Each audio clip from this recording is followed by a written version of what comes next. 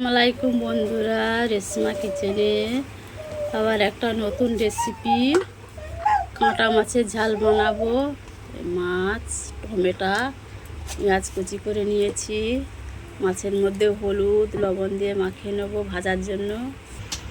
এটা রসুন সর্ষে বেটে নিয়েছি, ঝালে দেবো।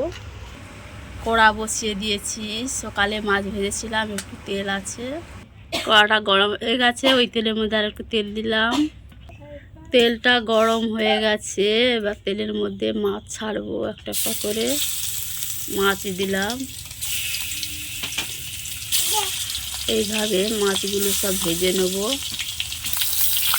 এক পিঠ হয়ে গেছে, এবার লৌটাবো একটা একটা করে।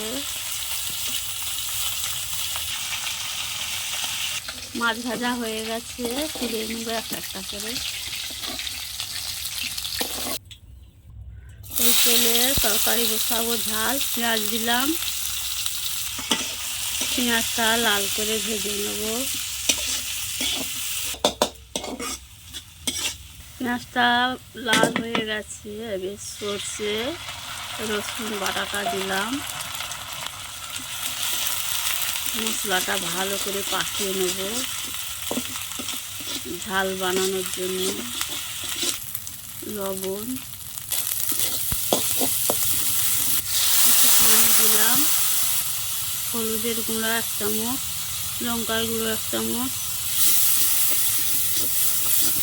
মশলাটা ভালো করে পাকিয়ে নেব, আর একটু পানি দেবো।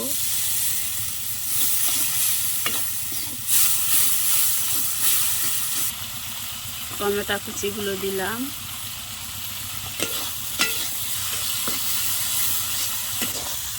মশলাটা আর টমেটো মাছটা কষিয়ে নিয়েছি, এবার পানি দেবো।